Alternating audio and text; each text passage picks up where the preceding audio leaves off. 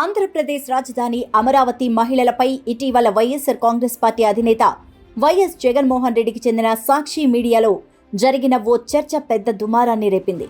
ఆ చర్చలో వచ్చిన కొన్ని వ్యాఖ్యలు తీవ్ర విమర్శలకు గురయ్యాయి.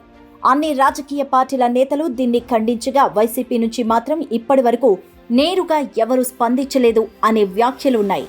ఈ నేపథ్యంలో పార్టీకి చెందిన మాజీ మంత్రి దూకుడుగల నేత జోగి రమేష్ స్పందించారు. ఆయన మాటలు ఇప్పుడు చర్చనీయాంశంగా మారాయి. జోగి రమేష్ చెప్పిన ప్రకారం గతంలో అమరావతి అంశంలో చేసిన కొన్ని పొరపాట్ల వల్లే తమ పార్టీకి రాజకీయంగా నష్టాలు వచ్చాయని అంగీకరించారు. గత ఎన్నికల్లో అమరావతి విషయంలో అనవసరంగా వ్యవహరించడమే ఓటమికి కారణమైందన్నారు.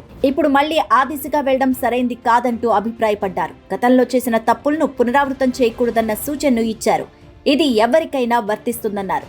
అలాగే మహిళల విషయంలో వైఎస్ జగన్ ఎప్పుడూ వ్యతిరేకంగా వ్యవహరించలేదన్నారు జోగి రమేష్. ప్రభుత్వ పథకాల్లో మహిళలకి ప్రాధాన్యత ఇచ్చిన విషయాన్ని గుర్తు చేశారు. ఇళ్ల పట్టాల నుంచి స్కీమ్స్ వరకు మహిళల పేరుతోనే అమలు చేశారన్నారు. కేబినెట్లోనూ మహిళలకు గౌరవ స్థానాలు ఇచ్చారని గుర్తు చేశారు. రాజధాని విషయానికి వస్తే 3 రాజధానులపై జగన్ తీసుకున్న నిర్ణయం సరైందేనని, కానీ ప్రజలకు అది వివరించే విధానంలో వచ్చిన తేడా కారణంగా తమ పార్టీ వైఫల్యం ఎదుర్కొందన్నారు జోగి రమేష్. తమ పార్టీ ప్రకటించిన విధానాన్ని ఇప్పుడు చంద్రబాబు నాయుడు అమలు చేస్తున్నారంటూ వ్యాఖ్యానించారు. 3 ప్రాంతాల అభివృద్ధే అసలు ఉద్దేశ్యమన్నారు.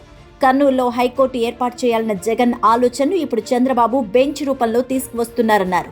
అలాగే విశాఖపట్నంను ఆర్థిక రాజధానిగా తీర్చిదిద్దాలని జగన్ నిర్ణయించగా ఇప్పుడు అదే దిశగా టీడీపీ ప్రభుత్వం కూడా పనిచేస్తోందన్నారు. ఐటీ రంగాన్ని విశాఖకు కేంద్రంగా మార్చే ప్రణాళికలు కూడా దానికి ఉదాహరణ అంటూ చెప్పుకొచ్చారు. అమరావతి రైతులను పూర్తిగా నమ్మించడంలో తమ ప్రభుత్వం విఫలమైందన్న విషయాన్ని కూడా ఆయన అంగీకరించారు. గతంలో అమరావతితో ఏర్పడిన నిరసనలు తమపై ప్రభావాన్ని చూపాయన్నారు. అదే మళ్లీ జరగకూడదన్న సూచనను కూడా జోగి రమేష్ స్పష్టం చేశారు.